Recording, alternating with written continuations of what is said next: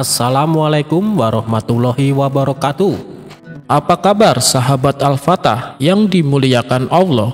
Semoga kita dalam keadaan sehat, dilimpahkan rezekinya dan diberikan keberkahan dunia dan akhirat. Amin ya robbal alamin.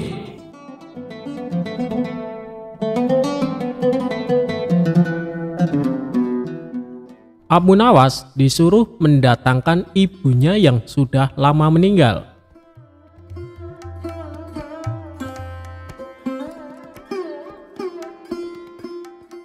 Kisah ini dimulai pada saat Baginda Raja sudah lama tidak bertemu dengan Abu Nawas. Hal tersebut membuat Baginda Raja merasa galau dengan keadaan kerajaan yang sepi dan sunyi tanpa kehadiran Abu Nawas. Baginda tampaknya ingin mendengar cerita-cerita lucu Abu Nawas.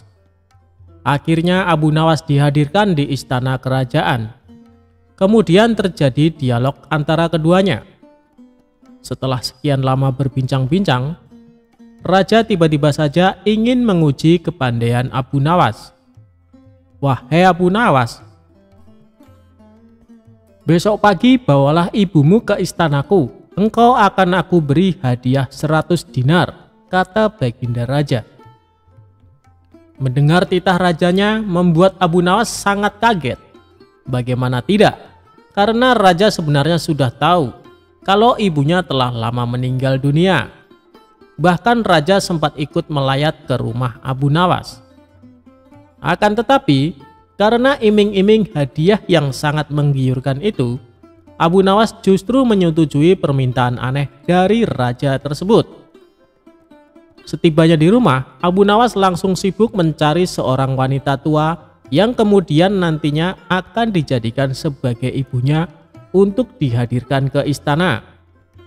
Setelah lama mencari, akhirnya Abu Nawas menemukan orang yang sedang diinginkannya itu. Abu Nawas lalu menjelaskan maksudnya kepada perempuan tersebut. Abu Nawas berjanji akan membagi hadiah kepada wanita itu dengan adil. Tanpa berpikir panjang, perempuan itu menyetujui permintaan Abu Nawas.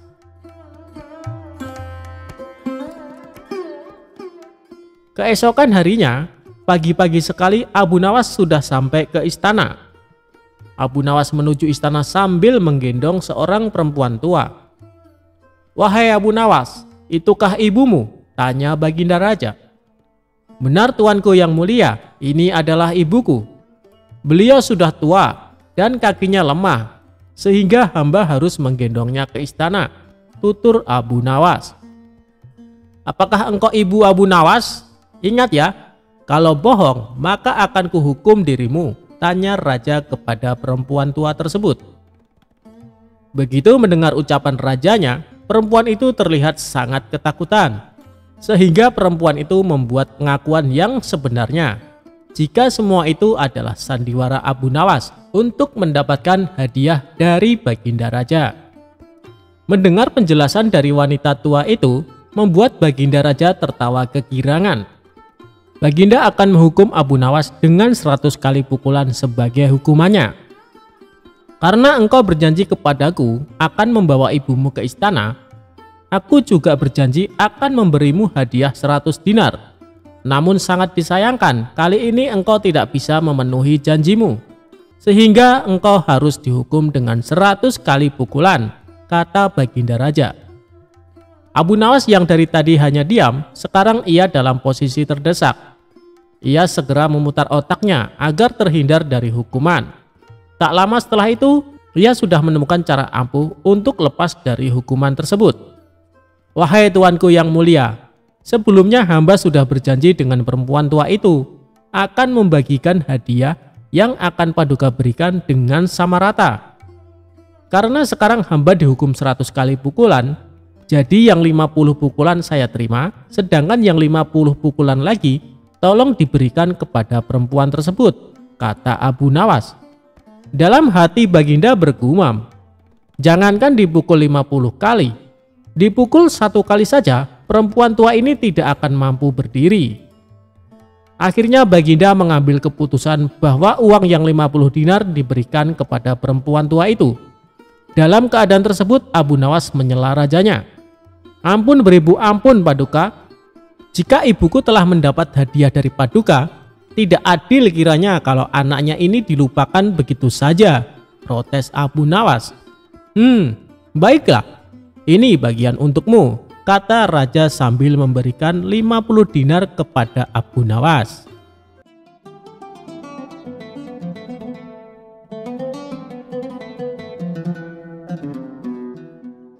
Tidak pernah akur dengan tetangga, Abu Nawas saling ejek di tempat acara syukuran.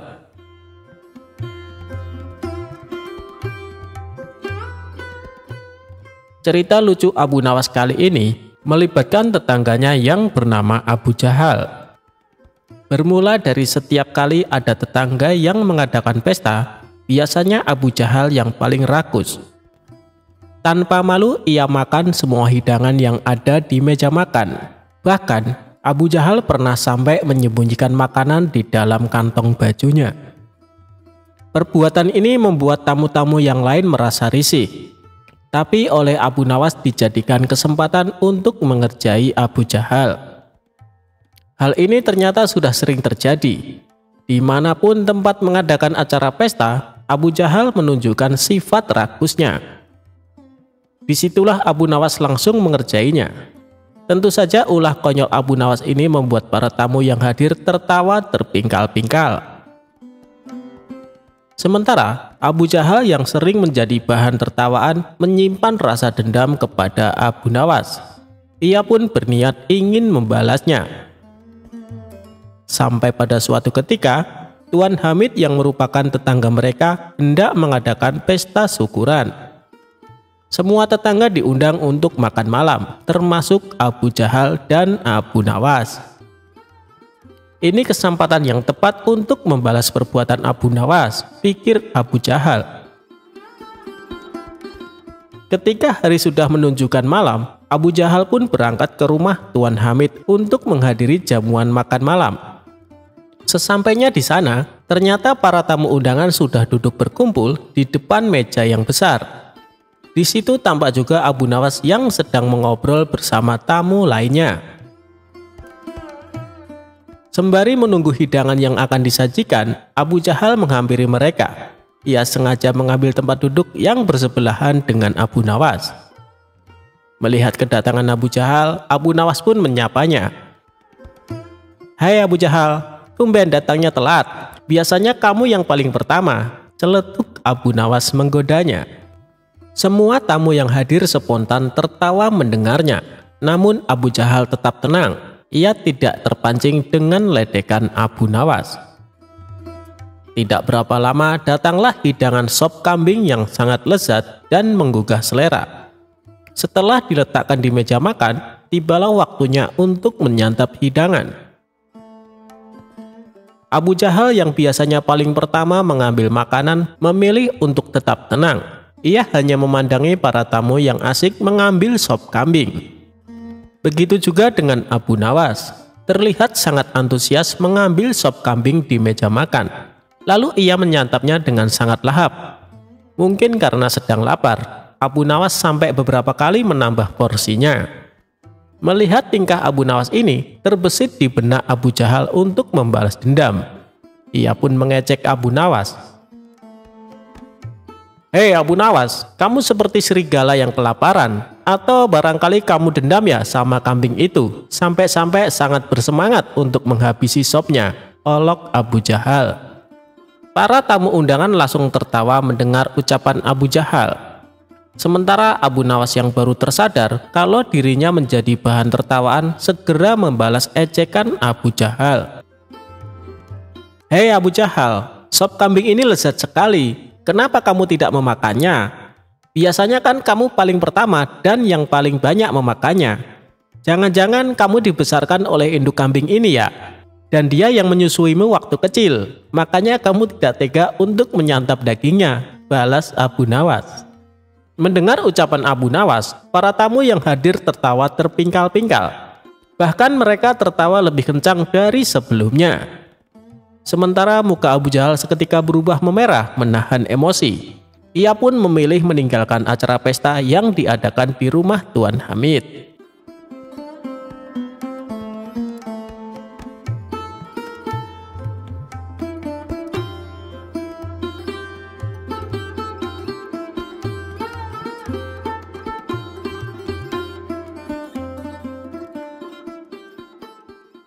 Abu Nawas dan buah anggur.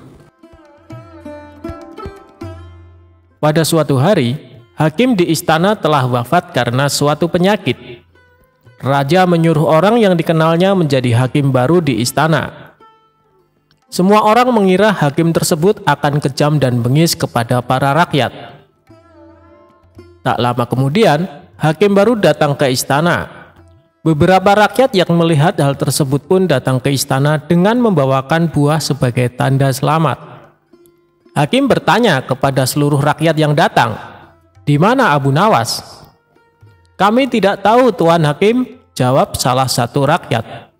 Kemudian, setelah selesai dari istana, beberapa orang memberitahu Abu Nawas mengenai hakim baru. Setelah mengetahui hal tersebut, Abu Nawas pergi ke istana dengan membawa buah-buahan di atas nampan. Sayangnya, ketika di jalan semua buahnya jatuh menggelinding. Abu Nawas berusaha mengambil semua buah-buahannya. Karena cukup kesal dan lelah, Abu Nawas memakan semua buah-buahan hingga tersisa 1 butir buah. 1 butir buah tersebut dibawanya ke istana. Dan hakim baru yang melihat Abu Nawas menyambutnya dengan hangat. Kemudian Abu Nawas mempersembahkan 1 butir buah yang dia bawa.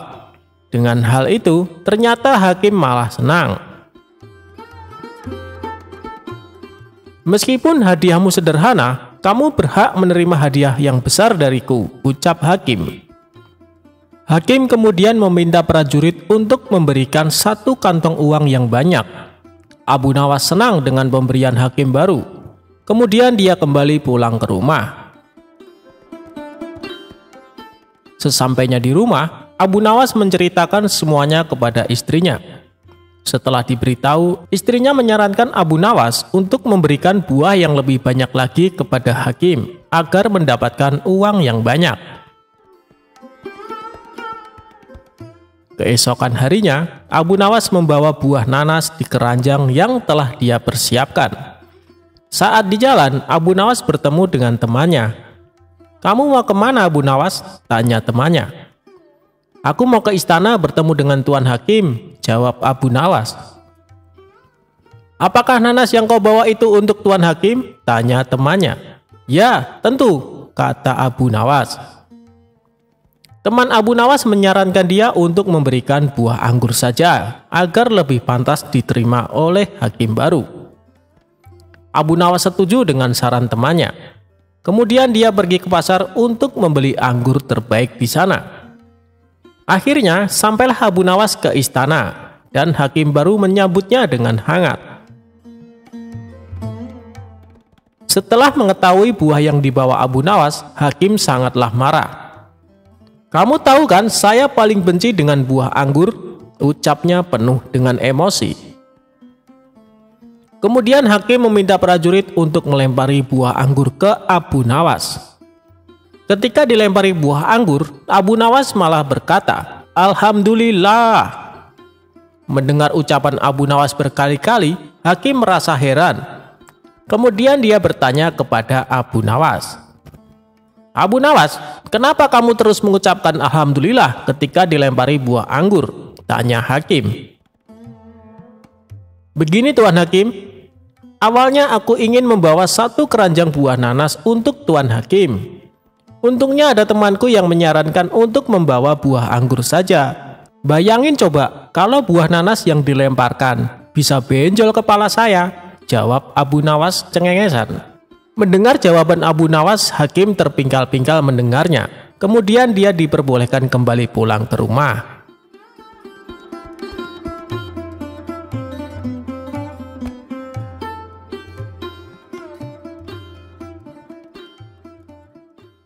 Abu Nawas menjadi pengacara.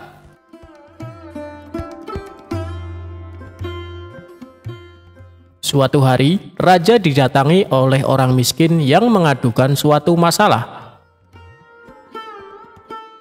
"Apa masalahmu, Tuan? Cobalah ceritakan padaku," kata sang raja. "Nama saya Abu Sukun. Saya orang miskin. Di sebelah rumah saya ada orang kaya. Orang kaya itu menyuruh saya membayar uang karena saya dituduh mencium bau makanannya tanpa izin. Bagaimana saya bisa menghindari bau makanannya sementara rumahnya bersebelahan dengan rumah saya, tuanku?" kata Abu Sukun. "Apakah Anda sudah membawa kasus ini ke pengadilan?" tanya raja. "Sudah, tuanku. Namun hakim telah menghukum saya untuk membayar 100 dinar atas permintaan orang kaya itu. Saya tidak punya uang untuk membayar sebanyak 100 dinar. Orang miskin seperti saya, dari mana saya mendapatkan uang sebanyak itu?" jawab Abu Sukun dengan sedih. "Jika hakim telah mengambil keputusan, itu artinya kau bersalah dan harus membayar dendanya," kata raja. Tiba-tiba Abu Nawas berbisik kepada raja. Raja mengangguk tanda setuju dengan Abu Nawas.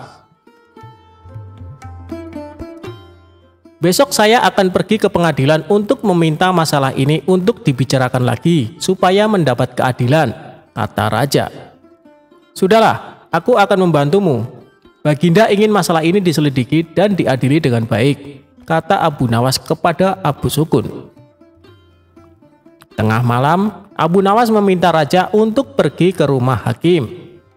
Tiba-tiba mereka mendengar percakapan di rumah hakim. Dengan cepat, Abu Nawas dan raja bersembunyi sambil mendengarkan percakapan dari dalam rumah hakim. "Saya mendengar raja ingin kasus saya dibawa ke pengadilan lagi. Ini uang 100 dinar saya berikan kepada Anda agar kasus ini saya menangkan," kata si kaya. Raja pun terkejut dan marah. "Besok kita harus pergi ke pengadilan dan tuanku harus menjadi saksi atas perbuatan mereka," kata Abu Nawas. Keesokan harinya di pengadilan. "Hakim, Abu Sukun telah mencium bau makanan dari rumah saya tanpa izin. Sebagai bukti, Abu Sukun semakin gemuk sementara saya semakin kurus. Itu tidak adil dan saya meminta Abu Sukun untuk membayar 100 dinar untuk bau makanan yang sudah dicium Abu Sukun," kata orang kaya. Di pengadilan, Abu Nawas adalah pengacara Abu Sukun.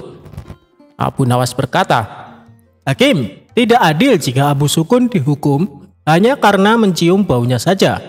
Sedangkan orang kaya ini yang memakan makanan dan merasa kenyang. Agar adil, saya usulkan agar orang kaya ini dibayar dengan mendengarkan suara 100 keping dinar," kata Abu Nawas tegas. Sementara uang 100 dinarnya harus diberikan kepada Abu Sukun karena sudah difitnah. Dan hakim sendiri akan dihukum oleh raja karena memakan 100 dinar uang suap dari orang kaya, kata Abu Nawas. Hakim kaget dan sangat malu ketika tindakannya juga terungkap. "Benar, Hakim, aku telah melihat dan mendengar dengan jelas tentang penipuanmu tadi malam," kata sang raja. Baginda raja sangat terkesan dengan penjelasan Abu Nawas dan memecat hakim karena tidak jujur dan memakan suap. "Ingat, menjadi hakim kalau tidak benar dan adil akan dijebloskan ke neraka," kata Abu Nawas sambil memberi nasihat. Raja pun senang dan memberikan banyak hadiah kepada Abu Nawas.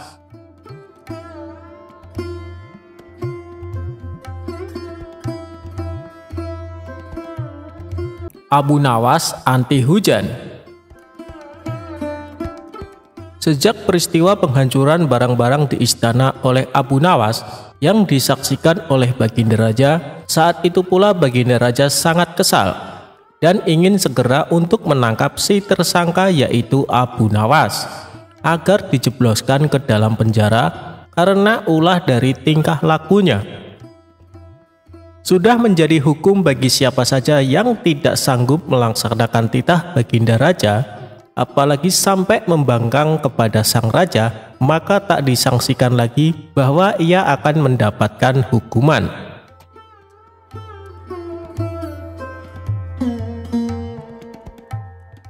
Baginda Raja pun tahu Abu Nawas amat begitu takut kepada beruang.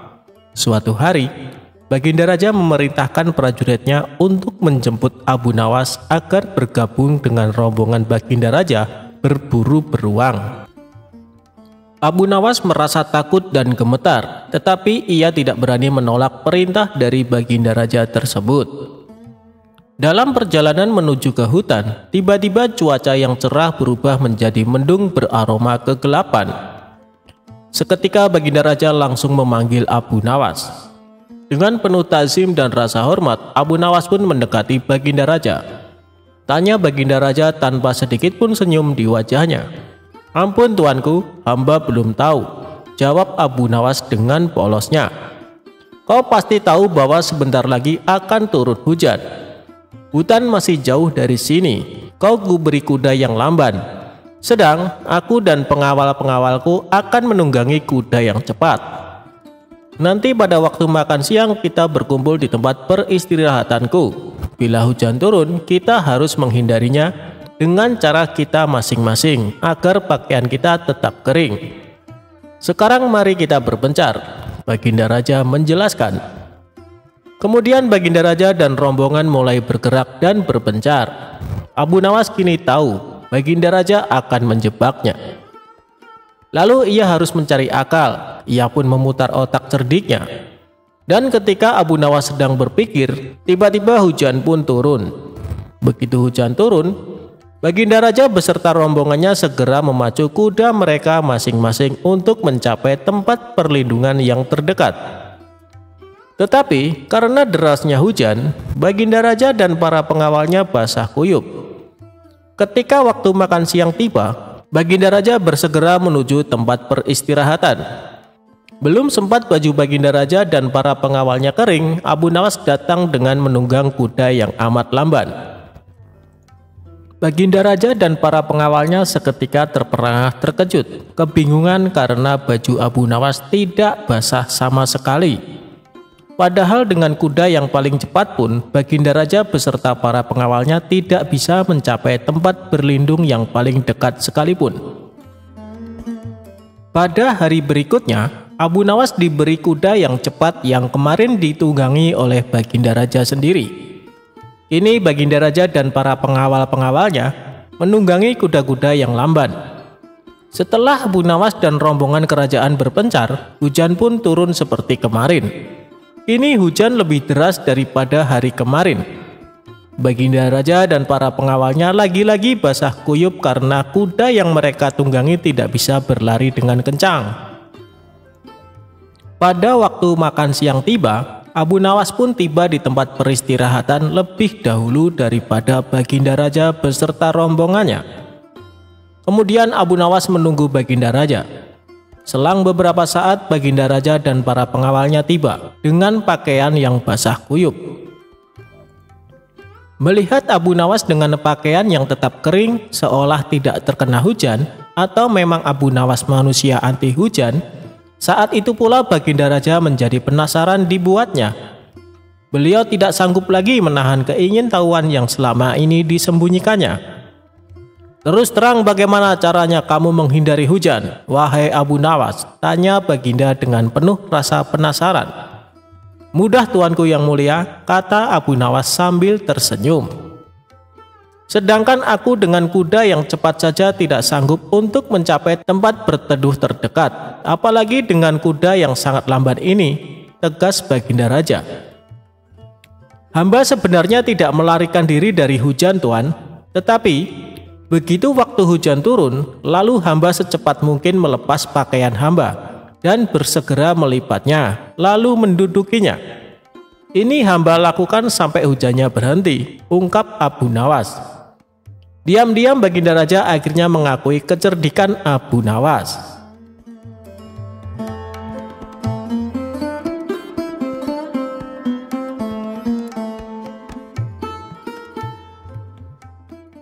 Perebutan tanah Abu Nawas dan Abu Jahal. Dikisahkan, Abu Nawas mempunyai tetangga yang licik. Dia adalah Abu Jahal. Abu Jahal mempunyai kebun yang ditanami berbagai macam buah-buahan. Kebunnya ini berdekatan dengan kebun milik Abu Nawas. Antara kebun Abu Jahal dan kebun milik Abu Nawas hanya dibatasi oleh tumpukan batu. Abu Jahal berkeinginan menambah luas area kebunnya. Ia pun berpikir keras agar keinginannya terwujud. Hal ini sampai membuat Abu Jahal susah tidur. Tiba-tiba terlintas pikiran jahat di benaknya. Aku harus melakukannya. Sekarang mumpung waktunya sudah malam, pikir Abu Jahal. Di tengah malam gelap gulita, Abu Jahal langsung pergi menuju kebun miliknya. Dia mencari pembatas tumpukan batu yang menjadi pemisah antara kebunnya dan kebun milik Abu Nawas. Setelah menemukannya, dia mulai mengangkat satu persatu batunya, lalu dia memindahkan di area kebun milik Abu Nawas. Dengan begitu, luas kebun milik Abu Jahal menjadi bertambah luas. Setelah selesai, dia kembali pulang ke rumahnya dengan sembunyi-sembunyi, dan dia senang dengan apa yang dilakukannya. Selama beberapa hari, Abu Nawas tak menyadari dengan perbuatan Abu Jahal. Ia masih santai menanam buah-buahan di area yang telah dicuri Abu Jahal. Seiring berjalannya waktu, buah yang ditanami Abu Nawas kini berbuah. Buahnya besar-besar dan segar. Melihat hal itu, Abu Jahal senang bukan kepalang. Ia pun segera memanen tanaman buah tersebut. Tidak berapa lama datanglah Abu Nawas. Ia sangat terkejut melihat Abu Jahal memanen tanaman buah miliknya. "Hei Abu Jahal, apa yang kamu lakukan?" seru Abu Nawas. "Aku sedang memanen buah yang ada di kebunku," jawab Abu Jahal. "Apa kau bilang? Ini masih area kebunku Abu Jahal," balas Abu Nawas.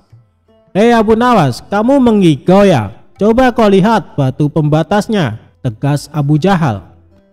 Sejenak Abu Nawas terdiam. Kenapa tumpukan batunya bisa pindah ya? Atau aku yang kurang teliti, pikir Abu Nawas. "Tapi kan buah itu aku yang menanamnya, Abu Jahal," ucap Abu Nawas. "Itu sih salahmu sendiri, kenapa menanam buah di area kebunku? Berarti ini adalah milikku," sahut Abu Jahal.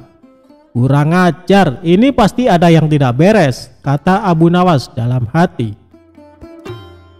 "Hei Abu Jahal, kamu pasti memindahkan tumpukan batu itu kan?" tanya Abu Nawas geram. "Jangan fitnah kamu. Aku bisa mengadukannya kepada Tuan Hakim," balas Abu Jahal menggertak. "Ayo kita selesaikan masalah ini di depan Tuan Hakim," timbal Abu Nawas. Maka keduanya menghadap Tuan Hakim. Di hadapan Tuan Hakim, antara Abu Nawas dan Abu Jahal saling mengadukan masalahnya. Setelah mendengar penuturan dari kedua belah pihak, Tuan Hakim pun berkata, "Jujur saja saya sangat bingung, siapa di antara kalian yang benar? Tapi sepertinya aku lebih percaya Abu Jahal." "Kenapa Tuan Hakim begitu mudah memutuskan hal itu? Anda adalah hakim yang terkenal bijak. Harusnya Anda lebih berhati-hati dalam memutuskan," balas Abu Nawas tidak terima. "Sudahlah Abu Nawas, terima saja keputusan hakim. Toh area kebunmu masih juga luas," ucap Abu Jahal. "Enak saja kamu bicara. Kamu telah mencuri lahanku. Kamu sengaja memindahkan tumpukan batu yang menjadi pembatas," bentak Abu Nawas. "Saya harap kalian berdua diam. Apa yang akan saya putuskan tidak bisa diganggu gugat. Dan keputusan saya adalah tanah yang kamu tanami buah adalah milik Abu Jahal," kata Tuan Hakim memutuskan. Mendengar hal itu, Abu Jahal merasa sangat senang. "Terima kasih Tuan Hakim, Anda adalah hakim yang paling bijak yang pernah saya kenal," sahut Abu Jahal. Sementara Abu Nawas hanya bisa pasrah menerima keputusan tersebut. "Asik, sekarang aku punya kebun lebih luas dari Abu Nawas," batin Abu Jahal kegirangan. "Oh iya, Abu Jahal, berapa luas kebunmu?" tanya Tuan Hakim. "1,5 hektar Tuan Hakim," jawab Abu Jahal. "Kalau kamu Abu Nawas, berapa luas kebunmu?" tanya Tuan Hakim kembali. "Sebenarnya luas kebun saya 1,5 hektar. Tapi karena setengahnya dicuri sama Abu Jahal, luasnya jadi tinggal 1 hektar, jawab Abu Nawas. Kalian tahu tidak kenapa saya tanya luas kebun kalian? Karena kemarin saya dapat surat langsung dari Baginda Raja. Beliau memerintahkan kepada saya, barang siapa yang mempunyai kebun yang luasnya lebih dari 1 hektar, maka akan disita negara beserta isi-isinya. Dan bagi siapa saja yang menentang peraturan ini akan dihukum mati. Hal ini Baginda Raja terpaksa lakukan karena kondisi keuangan negara sedang krisis, kata sang hakim menjelaskan. Seketika raut wajah Abu Jahal yang tadinya ceria mendadak berubah menjadi terkejut. Waduh, celaka. Aku akan kehilangan kebunku, pikir Abu Jahal ketakutan. Maaf Tuan Hakim, sebenarnya luas kebun saya hanya 1 hektar, tutur Abu Jahal. Tadi kamu bilang katanya luas kebunmu 1,5 hektar, sekarang bilangnya 1 hektar. Kamu jangan main-main Abu Jahal, bentak Tuan Hakim. Saya berani bersumpah Tuan Hakim, kebun saya memang luasnya hanya 1 hektar. Tumpukan batu yang jadi pembatas antara kebun saya dan kebun milik Abu Nawas telah saya pindahkan dari tempatnya, ujar Abu Jahal. Oh begitu. Jadi tanah yang ditanami buah oleh Abu Nawas sebenarnya masih area kebun Abu Nawas, tanya Tuan Hakim memastikan. Benar Tuan Hakim, jawab Abu Jahal. Bagaimana denganmu Abu Nawas? Apakah benar luas kebunmu 1,5 hektar? Tanya Tuan Hakim kepada Abu Nawas. Benar Tuan Hakim, jawab Abu Nawas semakin pasrah. Nah kalau begini kan jelas siapa yang sebenarnya berbohong. Pengawal, tangkap Abu Jahal dan masukkan ke dalam penjara karena dia telah mengaku mencuri area kebun milik Abu Nawas, perintah Tuan Hakim. Tapi Tuan Hakim, kebun saya tidak disita kan? Tanya Abu Jahal khawatir.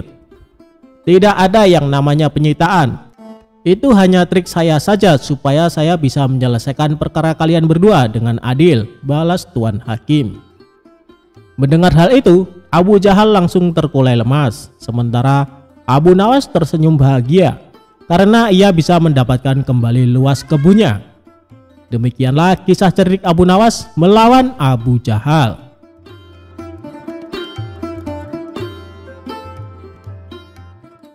Abu Nawas dihukum masuk kandang singa gara-gara bikin kesal Baginda Raja. Suatu hari Abu Nawas nekat menjahili Baginda Raja. Kali ini usilnya tergolong kelewat batas karena Baginda Raja hampir saja kehilangan nyawa. Akibatnya Baginda Raja menjadi sangat murka dengan ulah Abu Nawas itu. Sebenarnya perbuatan Abu Nawas semata-mata hanya ingin membalas atas perlakuan Baginda Raja kepadanya. Karena bukan sekali 2 kali saja Abu Nawas juga beberapa kali hampir celaka karena perbuatan usil Baginda Raja. Saat ini Baginda Raja diselimuti amarah yang sangat memuncak. Cari Abu Nawas, tangkap dan bawalah ke sini, perintahnya. Beberapa pengawal kerajaan langsung berangkat menuju rumah Abu Nawas. Sesampainya di sana, mereka menangkap Abu Nawas dengan kasar. Apa-apaan ini? Apa salahku? Tanya Abu Nawas ketakutan. Kami diperintahkan Baginda Raja untuk menangkapmu. Kalau kamu menolak, kami tetap akan membawamu dengan cara paksa, jawab para pengawal. Abu Nawas pun hanya bisa pasrah. Ia kemudian digiring ke istana dihadapkan ke Baginda Raja. Ampun Paduka yang mulia, kenapa hamba diperlakukan kasar begini? Tanya Abu Nawas. Kamu jangan pura-pura tidak tahu, kamu telah membuat aku murka. Perbuatan usilmu kemarin hampir saja membuatku mati.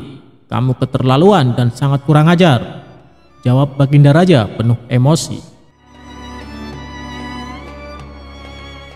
Maafkan hamba Paduka yang mulia, hamba khilaf, ucap Abu Nawas. Saat ini sudah tidak ada maaf bagimu, kamu harus dihukum mati, bentak Baginda Raja.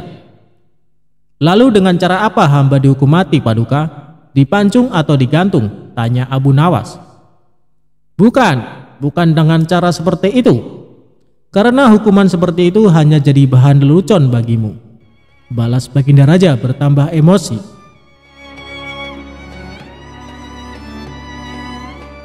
Abu Nawas menangkap keseriusan pada diri Baginda Raja. Sepertinya Paduka tidak main-main. Ia terlihat sangat marah padaku, pikir Abu Nawas. Bahkan para menteri dan prajurit menundukkan kepala.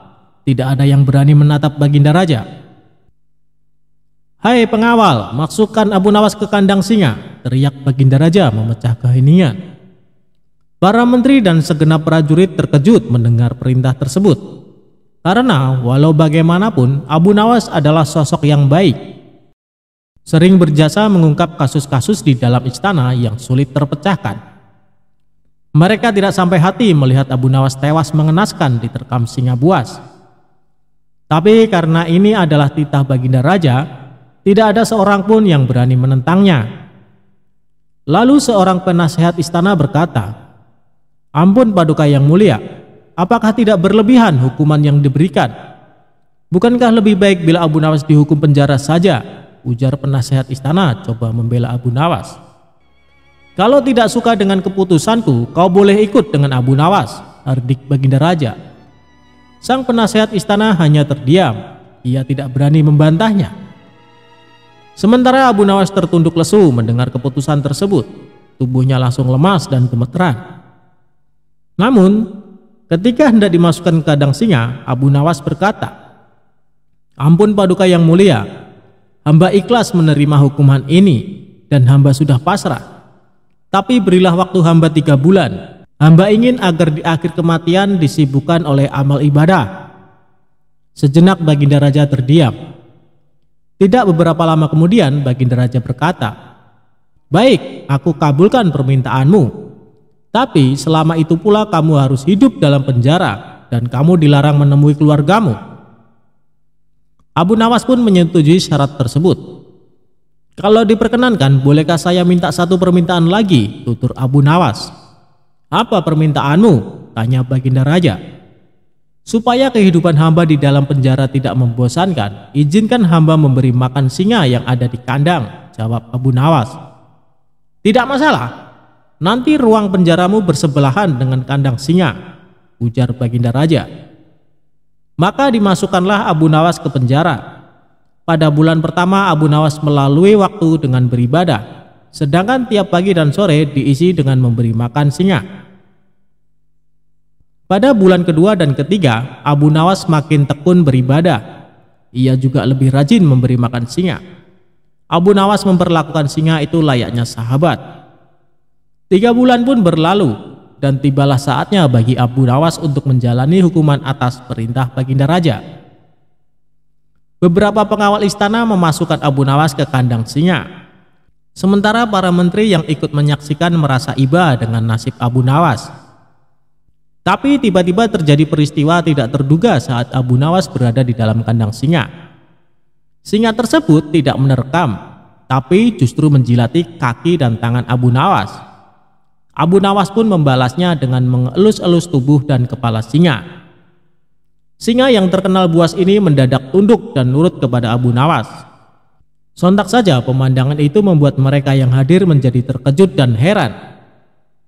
"Abu Nawas ternyata punya kesaktian," ujar salah satu menteri. Dikarenakan singa itu tidak menerkam, akhirnya Abu Nawas dikeluarkan dari kandang singa dan disuruh menghadap Baginda Raja. "Hai Abu Nawas, kenapa singa itu tidak mau menerkammu? Kamu punya kesaktian apa?" tanya Baginda Raja merasa heran. "Sama sekali hamba tidak punya kesaktian Paduka," jawab Abu Nawas. "Tapi kenapa singa itu tidak memakanmu?" tanya Baginda Raja lagi. "Begini Paduka yang mulia, selama 3 bulan ini hamba rutin memberi singa itu makan dan minum. Dan hamba juga memperlakukan dia dengan baik. Oleh sebab itulah hamba tidak dimangsanya. Sebab dia pikir hamba adalah orang yang berjasa bagi dia. Padahal hanya 3 bulan hamba memperlakukan dia dengan baik. Dia memang seekor singa yang buas, tapi dia tahu balas budi. Buktinya dia tidak memangsa hamba. Sedangkan Paduka sendiri bertahun-tahun hamba mengabdi kepada Paduka dan berjasa bagi istana ini. Tapi hanya karena satu kesalahan, Paduka begitu tega menjatuhkan hukuman mati kepada hamba," tutur Abu Nawas menjelaskan. Mendengar hal itu, Baginda Raja pun menyadari akan kesalahannya. "Maafkan aku Abu Nawas, aku telah berbuat khilaf. Baiklah, sekarang kamu boleh pulang, dan ini ada hadiah uang untukmu dan keluargamu. Terimalah sebagai rasa terima kasihku karena telah menyadarkanku," ujar Baginda Raja. Berkat kecerdikannya, Abu Nawas kembali lolos dari hukuman mati.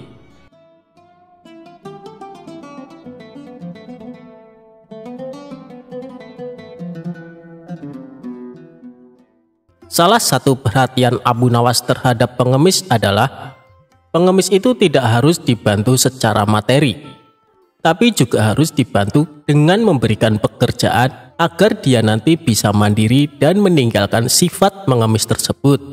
Dia tidak memberikan makanan maupun uang, melainkan Abu Nawas berusaha mencarikan pekerjaan buat si pengemis itu.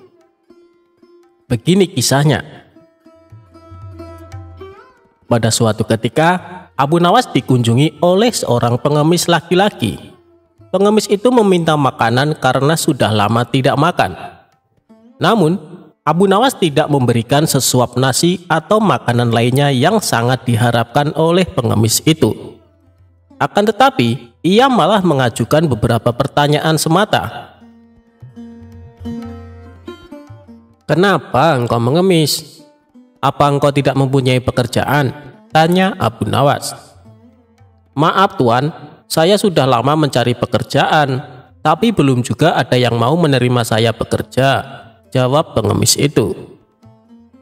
"Lalu, apa engkau mau bekerja sekalipun pekerjaan itu berat?" tanya Abu Nawas. "Asalkan halal, saya mau Tuan," jawab si pengemis. Akhirnya Abu Nawas mengantarkan pengemis itu menemui sahabatnya yang bernama Abu Wardah. Singkat cerita, pengemis itu diminta bekerja untuk mencabut rumput. Ternyata, pengemis itu merupakan seorang pekerja yang sangat rajin dan tangkas. Dalam waktu singkat saja, pekerjaannya pun selesai. Abu Wardah pun sangat kagum dan tergerak hatinya untuk memberikan pekerjaan yang lebih serius. Ia pun meminta pengemis itu untuk memisahkan satu ember kurma menjadi 3 bagian. Yang bagus diletakkan di keranjang pertama, sementara yang lumayan bagus diletakkan di keranjang kedua, dan kurma yang jelek diletakkan di keranjang ketiga. Namun ia lupa tidak memberikan penjelasan kepada pengemis itu tentang perbedaan antara baik dan yang buruk. Pada keesokan harinya, Abu Nawas datang ke rumah Abu Wardah untuk menanyakan kabar dari pengemis itu. Ia pun menjelaskan bahwa pengemis itu sangat rajin dan terampil mencabut rumput di ladang. Sehingga dirinya menyimpulkan bahwa pengemis itu adalah pekerja yang baik. Maka dari itu, Abu Wardah memberikan pekerjaan yang lebih serius kepadanya. "Sekarang dia bekerja apa?" tanya Abu Nawas. "Tadi malam dia saya suruh untuk memisahkan kurma-kurma menjadi 3 bagian. Mari kita ke sana untuk melihatnya. Karena dia orang yang rajin, tentu sudah selesai pekerjaannya itu," kata Abu Wardah. Tak lama kemudian, keduanya pun sangat terkejut ketika melihat pengemis itu tidur pulas dan tidak mengerjakan pekerjaan yang telah diberikan kepadanya. Dengan penuh tanya, Abu Wardah pun membangunkan pengemis itu. "Kenapa engkau tidak menyelesaikan pekerjaan yang sangat mudah itu?" tanya Abu Wardah. "Maaf Tuan, kalau hanya memindahkan kurma, sesungguhnya itu mudah. Yang sulit adalah membuat keputusan mana kurma yang baik, lumayan baik, dan jelek. Karena saya tidak diberitahu sebelumnya," jawab sang pengemis. "Waduh, itu tak terpikirkan olehku," kata Abu Wardah. Abu Nawas pun tersenyum melihat kejadian itu. Ia pun menegur Abu Wardah karena Abu Wardah hanya bisa memberikan tugas saja, tapi tidak mengajarinya dengan baik cara melakukannya.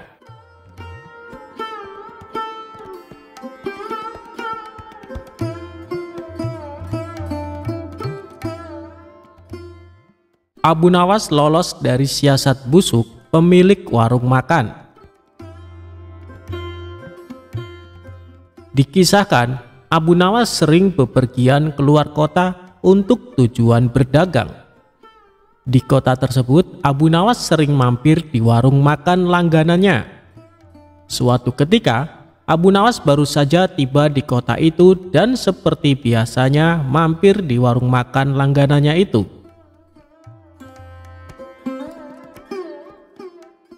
"Aku pesan 1 ayam dan 2 butir telur, tapi bayarnya kalau dagangannya sudah terjual habis.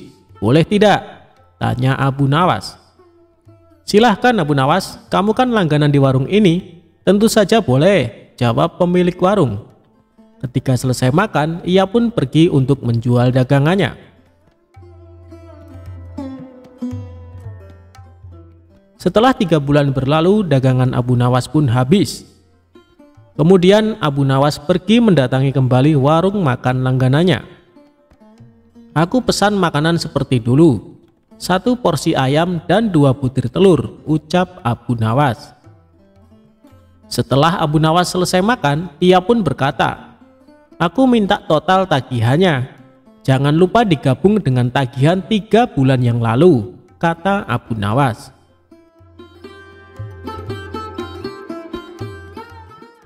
Si pemilik warung menghitung tagihannya dan memberikan secari kertas. "Ini total tagihannya, cukup 200 dirham saja," kata si pemilik warung.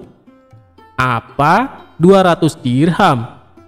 Hanya untuk 2 porsi ayam dan 4 butir telur, kamu mau memerasku?" tanya Abu Nawas emosi. "Harga ini sudah cukup murah. Coba kau pikir, ayam yang kau makan sejak 3 bulan lalu, jika setiap harinya dia bertelur, maka akan menghasilkan ayam-ayam yang banyak.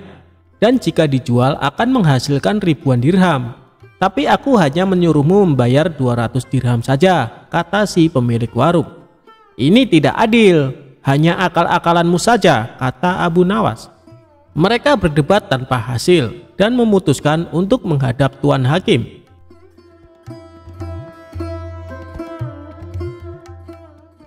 Ketika keduanya menemui hakim, ternyata hakim berpihak kepada pemilik warung. Lalu hakim bertanya, "Apakah kalian berdua menyepakati harga sejak 3 bulan yang lalu?" tanya Tuan Hakim. "Tidak Tuan Hakim," jawab Abu Nawas. "Kalau begitu ayam yang kamu makan kemungkinannya bisa menghasilkan ratusan ayam dan telur," tutur Tuan Hakim. "Ya, itu mungkin saja, tapi kalau ayamnya hidup. Sedangkan ayam yang aku makan sudah mati dan dimasak," balas Abu Nawas. Namun pendapat Abu Nawas tidak dihiraukan oleh Tuan Hakim karena ia cenderung memihak pada pemilik warung. "Aku minta kasus ini ditangguhkan sampai besok pagi karena waktu sudah menjelang sore," pinta Abu Nawas. Permintaan Abu Nawas pun dikabulkan Tuan Hakim. Seharian Abu Nawas memikirkan cara agar bisa memenangkan kasusnya. Pada esok harinya, berangkatlah Abu Nawas menuju tuan rumah hakim. Setibanya di sana, ternyata si pemilik warung sudah datang lebih awal. "Kenapa kau terlambat dan membuat mereka menunggu?" tanya Tuan Hakim. "Maaf Tuan Hakim, tadi ada tamu bisnis. Ia minta biji gandum untuk ditanam. Terpaksa aku harus merebusnya dahulu, dan setelah matang aku berikan kepadanya untuk ditanam. Itulah yang membuatku datang terlambat," kata Abu Nawas. Mendengar itu, Tuan Hakim dan pemilik warung menertawakan Abu Nawas. Lalu dengan nada mengejek, si pemilik warung berkata kepada Abu Nawas, "Luar biasa, aku baru dengar ada biji gandum yang sudah direbus, ditanam, dan kemudian bisa tumbuh." Tuan Hakim dan pengacara tertawa terpingkal-pingkal. Setelah tawa mereka mereda, Abu Nawas berkata, "Itu memang aneh. Tapi kenapa kalian tidak tertawa ketika ada ayam yang sudah dimasak dapat bertelur dan berkembang biak, lalu dipatok harga sebesar 200 dirham, kata Abu Nawas. Spontan Tuan Hakim dan pemilik warung terdiam, tak sepatah kata pun keluar dari mulut mereka. "Kenapa kalian terdiam? Apa harus aku yang tertawa?" tanya Abu Nawas. Wajah mereka berdua langsung pucat dan setelah terdiam agak lama, Abu Nawas pun keluar. Dan akhirnya Abu Nawas dapat lolos dari siasat licik si pemilik warung.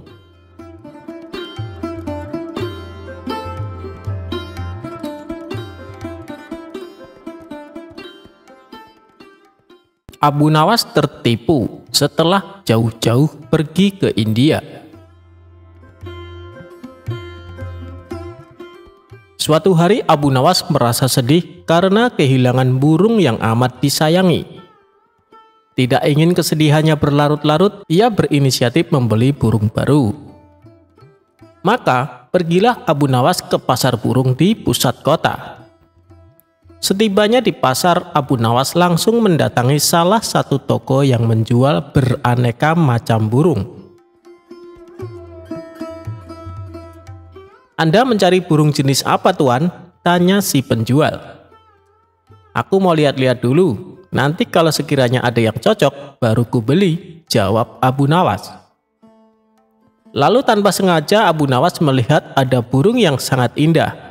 Bulunya warna-warni dan kemilau. "Burung apa ini? Aku baru melihatnya," tanya Abu Nawas. "Oh, ini burung dari India, Tuan. Apakah Tuan berminat?" jawab si penjual. "Ya, aku tertarik. Tapi apa burung ini bisa berkicau?" tanya Abu Nawas lagi. "Waduh, sayang sekali, Tuan. Burung ini tidak dapat berkicau. Tapi burung ini bisa berbicara seperti manusia. Bahkan dia bisa diajak bicara. Dan satu lagi, Tuan, burung ini sangat cerdik," jelas si penjual. "Benarkah?" tanya Abu Nawas penasaran. Untuk membuktikannya, Abu Nawas lalu mencoba mengajaknya berbicara. Benar saja, burung itu bisa diajak berbicara layaknya manusia.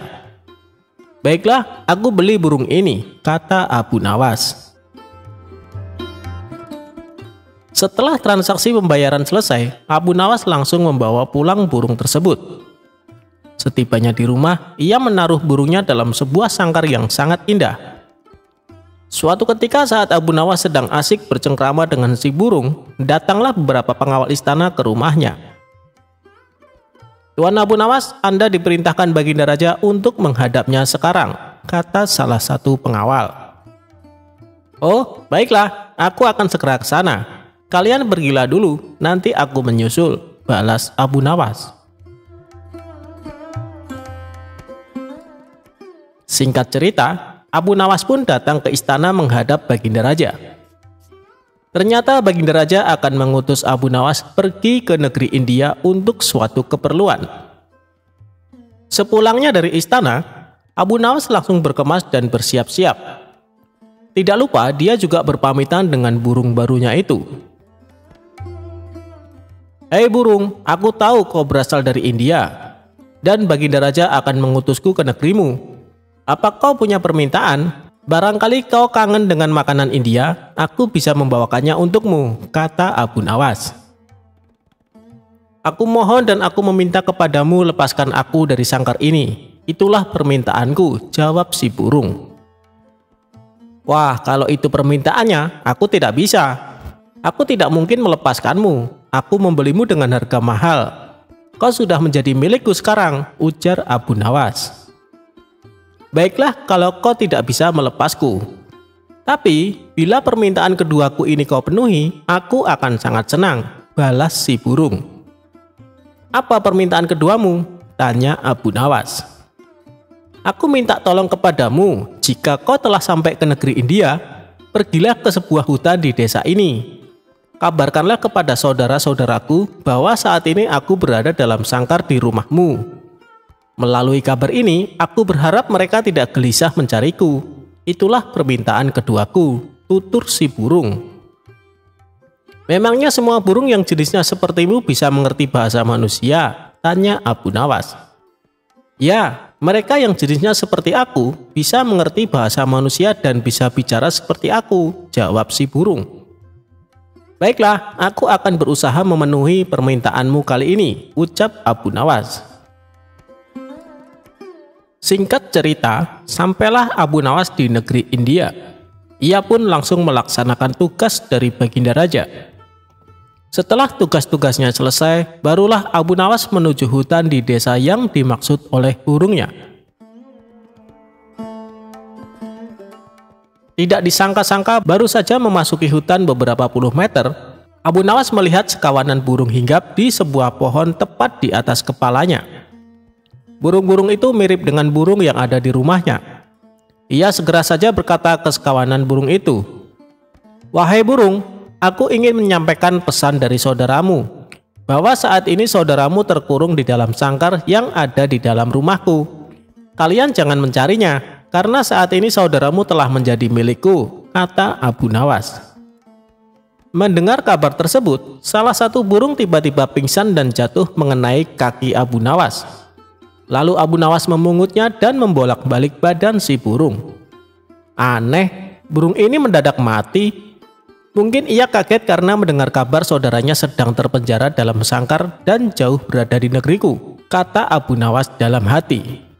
Ia tidak mau ambil pusing atas kejadian ini. Hal terpenting, dia telah menyampaikan pesan si burung kepada saudara-saudaranya. Abu Nawas lalu memutuskan berlayar kembali dan pulang ke negerinya. Setibanya di rumah, ia memberitahu burungnya bahwa permintaannya telah disampaikan. "Bagaimana kabar saudara-saudaraku? Apa mereka baik-baik saja?" tanya si burung. "Semuanya baik-baik saja, tapi ada salah satu burung yang tiba-tiba langsung mati saat mendengar kabar kalau kau sekarang berada di sini," kata Abu Nawas menjelaskan. Mendengar berita yang disampaikan Abu Nawas, burung yang ada di sangkar pun tiba-tiba pingsan dan jatuh. Spontan Abu Nawas menjadi kaget dan segera mengambil burung tersebut. Setelah dibolak-balik, ternyata burungnya mati mendadak. Apa mungkin ini gara-gara mendengar kabar kalau saudaranya telah mati? Ia sangat terkejut sampai mengalami kematian, pikir Abu Nawas. Abu Nawas pun menjadi sedih. Dia lalu menggotong burungnya dan menempatkannya di bibir jendela. Tapi tiba-tiba saja burung itu segera terbang dan hinggap di salah satu pohon di dekat jendela. Sebelum terbang tinggi, si burung berkata kepada Abu Nawas, "Wahai Tuan, ketahuilah bahwa apa yang kau anggap kesedihan bisa jadi merupakan kabar baik bagi yang lain. Mungkin Tuan bersedih karena aku lepas dari sangkarmu, tapi aku bahagia karena bisa lepas dari sangkarmu." Si burung lalu terbang tinggi meninggalkan Abu Nawas. Ternyata benar apa yang dikatakan si penjual burung di pasar. Si burung bukan hanya bisa bicara, tapi juga cerdik. "Aku telah dikelabui oleh burung itu," pungkas Abu Nawas kecewa.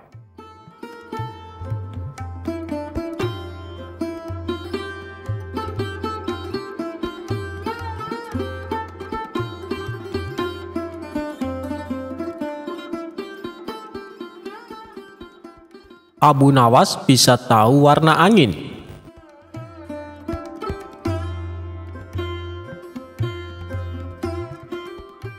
Baginda Raja menunjuk kawannya untuk menjabat sebagai gubernur di kota tempat tinggal Abu Nawas. Tapi sayangnya orang yang ditunjuk ini menyalahgunakan jabatannya. Ia sewenang-wenang memerintahkan para prajurit menangkap para sastrawan yang dianggap pintar. Setelah beberapa sastrawan ditangkap, mereka dihadapkan kepada gubernur yang baru tersebut. Satu persatu di antara mereka ditanya oleh sang gubernur, "Menurutmu aku gubernur yang adil atau zolim?" tanya sang gubernur kepada para sastrawan. Sastrawan pertama menjawab, "Anda adalah gubernur yang zolim." Sang gubernur terperanjat dengan jawaban tersebut. "Apa alasanmu?" tanya balik gubernur. "Karena Anda telah menangkapi kami tanpa sebab." "Prajurit, masukkan dia ke penjara. Besok dia akan dihukum mati," ucap sang gubernur. Sastrawan berikutnya dipanggil dan diberi pertanyaan yang sama. "Menurutmu, aku gubernur yang adil atau zolim?" tanya gubernur. "Tuanku adalah gubernur yang adil," jawab sastrawan kedua. "Apa alasanmu?" tanya gubernur kembali. "Karena tuanku sangat memperhatikan rakyat," jawab sastrawan tersebut. "Kau pembohong. Prajurit, masukkan dia ke penjara. Besok dihukum mati," ujar gubernur. Begitulah seterusnya. Apabila dijawab adil atau zolim, sang gubernur tetap memberikan hukuman mati. Kemudian beberapa sastrawan yang belum tertangkap mendatangi rumah Abu Nawas. "Tolonglah kami Abu Nawas, beberapa kawan kami dijatuhi hukuman mati," kata para sastrawan penuh khawatir. Abu Nawas pun terkejut mendengarnya. "Kenapa gubernur melakukan itu? Bagaimana ceritanya?" tanyanya heran. "Kami sendiri tidak tahu Abu Nawas. Tanpa sebab, gubernur yang baru itu menangkapi para sastrawan di kota kita. Lalu mereka ditanya satu persatu, apakah dia gubernur yang adil atau zolim? Bila jawabannya zolim, maka akan dihukum mati. Jika jawabannya adil, juga tetap dihukum mati," kata mereka menjelaskan. "Pasti gubernur sakit, dia sudah tidak waras," ucap Abu Nawas. "Itulah kenapa kami ke sini Abu Nawas. Kami mendatangimu agar kau menyelamatkan kawan-kawan kami. Sebab rencananya besok mereka akan dihukum mati," ungkap para sastrawan. "Baiklah, aku akan ke istana gubernur. Sekarang juga kalian pulanglah," ucap Abu Nawas. Sesampainya di sana, Abu Nawas langsung menghadap gubernur. Melihat kehadiran Abu Nawas, gubernur langsung emosi. "Ngapain kau datang ke istanaku?" tanya dia. "Aku mendengar kabar Anda menyuruh beberapa prajurit menangkapi para sastrawan pintar di kota ini. Tapi kenapa aku tidak ditangkap? Aku sangat tersinggung," jawab Abu Nawas. "Oh, jadi kau menganggap dirimu bagian dari mereka?" tanya gubernur. "Tentu saja, masyarakat di kota ini tahu siapa aku. Aku adalah sastrawan terpandai di kota ini," balas Abu Nawas. "Baiklah, Algojo, tangkap Abu Nawas dan penggal lehernya," perintah gubernur. "Tunggu dulu, sebelum leherku dipenggal, perintahkan Algojomu agar jangan sampai merusak rambutku. Sebab aku baru saja keluar dari tukang cukur," timpal Abu Nawas. Mendengar itu, gubernur langsung tertawa. "Itulah jiwa kesatria yang aku kagumi darimu. Aku mengampunimu Abu Nawas," kata gubernur. "Bolehkah aku meminta satu permintaan?" tanya Abu Nawas. "Apa permintaanmu? Katakan saja," jawab gubernur. "Aku juga minta pengampunan untuk kawan-kawanku," pinta Abu Nawas. Sejenak gubernur terdiam lalu berkata kepada Abu Nawas, "Aku akan mengabulkan permintaanmu, tapi ada syaratnya. Kau harus bisa menjawab 3 pertanyaanku." "Baik gubernur, aku siap menjawabnya," sahut Abu Nawas. "Menurutmu, aku gubernur yang adil atau zolim?" tanya dia. "Tuan bukan gubernur yang adil, bukan pula gubernur yang zolim. Orang-orang yang zolim itu adalah kita, sedangkan Tuan adalah pedang keadilan yang membalas kezaliman," jawab Abu Nawas. "Luar biasa, jawabanmu sungguh menakjubkan Abu Nawas," ujar sang gubernur. "Sekarang pertanyaan kedua, mana yang lebih bermanfaat, matahari atau bulan?" tanya gubernur. "Matahari terbit di siang hari bersamaan dengan terangnya dunia. Maka menurutku matahari kurang bermanfaat. Sementara bulan terbit di waktu malam yang menerangi dunia dan menjadikannya seperti siang. Maka menurutku manfaat bulan lebih besar," ujar Abu Nawas. Gubernur pun tertawa dengan jawaban Abu Nawas. Memang nyeleneh tapi masuk akal. "Baiklah Abu Nawas, sekarang pertanyaan terakhir. Menurutmu warna angin itu apa?" tanyanya. "Warna angin itu merah," jawab Abu Nawas dengan enteng. "Apa alasanmu?" tanya gubernur lagi. "Kalau kita masuk angin lalu badan dikerok, pasti akan muncul warna merah di badan. Itu menunjukkan kalau anginnya sedang keluar. Berarti warna angin adalah merah," jawab Abu Nawas menerangkan. Untuk kedua kalinya gubernur dibuat tertawa terpingkal-pingkal. "Kamu memang cerdik Abu Nawas. Kau mendapatkan apa yang kau inginkan. Ternyata apa yang dikatakan Baginda Raja tentangmu memang benar," tutur gubernur. Abu Nawas spontan kaget mendengar nama Baginda Raja disebut. "Maksud Tuan bagaimana?" tanya Abu Nawas penasaran. "Jadi begini, sebelum aku ditugaskan kemari, Baginda Raja memberitahu kalau di kota ini banyak sastrawan pintar, dan di antara sastrawan yang paling cerdik adalah kau. Aku berniat memanggil mereka untuk diberi hadiah. Tapi sebelumnya aku ingin mengerjai dulu. Ternyata kau malah datang untuk membantu mereka. Dan ini adalah suatu kesempatan bagiku untuk menguji kecerdasanmu, cerita gubernur. Jadi hukuman mati yang Tuhan berikan hanya berpura-pura? Tanya Abu Nawas kaget. Benar Abu Nawas, aku hanya ingin mengerjai mereka sebelum memberikan hadiah, jawab gubernur. Abu Nawas pun terdiam sejenak. Kurang ajar, ternyata aku masuk perangkapnya. Tunggu saja pembalasanku nanti, ungkapnya dalam hati.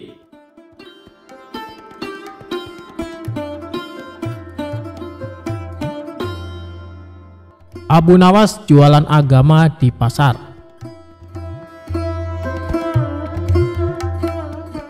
Lama sudah Abu Nawas tidak bertemu dengan Baginda Raja. Ia sangat merindukan kebersamaan dengan rajanya itu. Biasanya dalam 1 bulan, Abu Nawas sampai 4 kali dipanggil ke istana untuk menemani sang raja untuk berbincang bersama. Namun sudah hampir 1 tahun Baginda Raja belum juga memanggilnya ke istana. Hingga terbesit dalam benak Abu Nawas jika Baginda Raja sudah melupakan dirinya. Sebenarnya Abu Nawas bisa saja langsung datang ke istana dan menemui sang Baginda Raja. Sebab Abu Nawas merupakan salah satu orang yang diberi keistimewaan khusus oleh sang raja. Tetapi kalau Abu Nawas bertemu raja tanpa ada kepentingan, ia khawatir para menteri kerajaan akan berprasangka buruk padanya. Untuk bertemu sang raja, Abu Nawas kemudian berpikir dan bergegas menuju ke pasar. Sesampainya di pasar, Abu Nawas mulai memasuki toko demi toko. Hampir semua toko yang dihampiri oleh Abu Nawas, semuanya terdiam dan heran. Sebab Abu Nawas hendak menawarkan sesuatu yang menurut orang tidak wajar, yakni agama. Di salah satu toko, Abu Nawas bertanya, apakah toko ini menjual agama? Tentu saja si pemilik toko heran. Kalau di sini tidak menjual agama, maka saya ingin menjual agama, harganya cukup 1 dinar. Apakah kamu berminat? Ungkap Abu Nawas.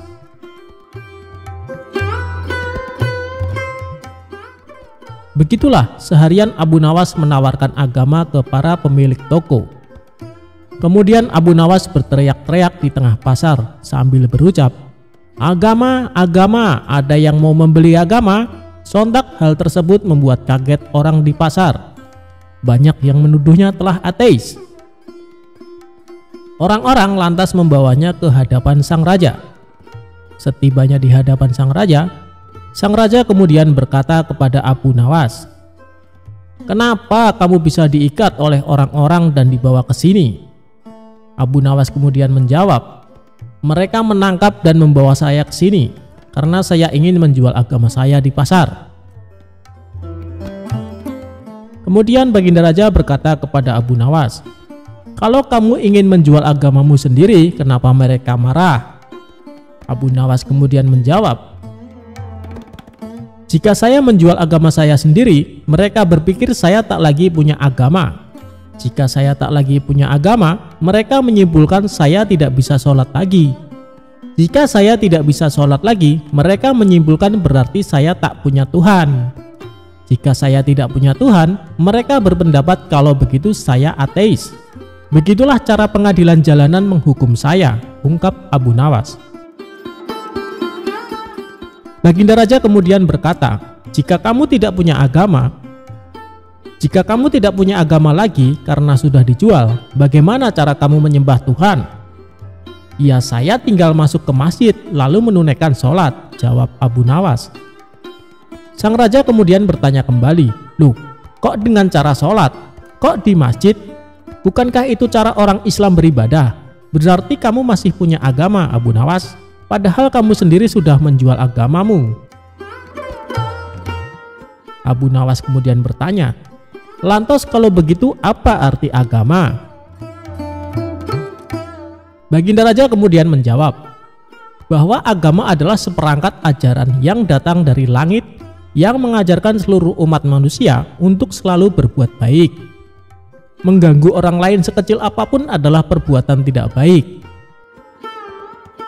Jika setiap orang beragama berbuat baik, maka tatanan hidup bersama umat manusia akan baik dengan sendirinya. Karena tak seorang pun merasa terganggu dengan kehadiran orang lain akibat ajaran agama yang dijalankannya. Kemudian Baginda Raja mencontohkan rukun Islam, mulai dari syahadat, sholat, puasa, zakat, sampai ibadah haji. Semuanya ditujukan untuk kebaikan manusia. Tujuan sholat adalah mencegah perbuatan keji. Jika ia telah melaksanakan sholat, tapi masih berbuat mungkar, maka sholatnya perlu dipertanyakan. Begitu pula dengan puasa yang mengajarkan kita berempati kepada kaum miskin. Sedangkan zakat sendiri sudah pasti disalurkan untuk memperdayakan fakir miskin. Bahkan predikat haji merupakan predikat pribadi yang penuh kebaikan sosial. Jadi begini Abu Nawas, orang yang beragama sesungguhnya selalu melahirkan kebaikan untuk orang lain. Terlebih dalam ajaran agama Islam, kita dilarang memutuskan silaturahmi dengan orang baik, apalagi terhadap sesama muslim. Setelah Baginda Raja menjelaskan pandangannya terkait agama, Abu Nawas tersenyum penuh bahagia. Kalau boleh tahu, apa ancamannya bila memutuskan silaturahmi? Tanya Abu Nawas. Orang yang memutuskan silaturahmi tidak mendapat rahmat dari Allah.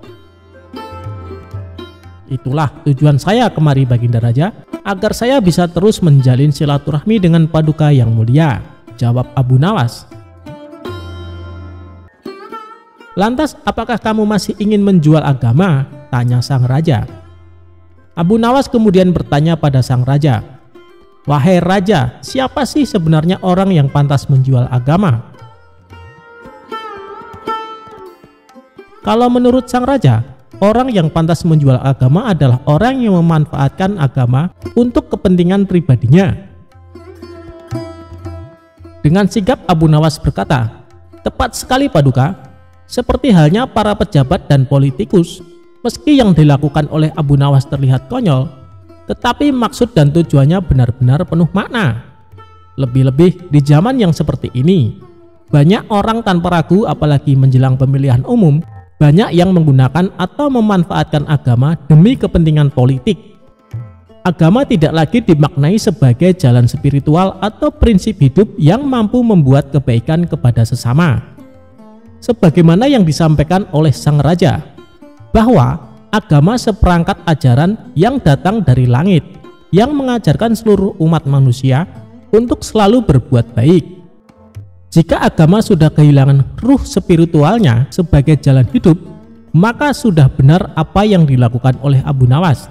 Agama layaknya sebuah barang murah yang dijual ke sana dan kemari.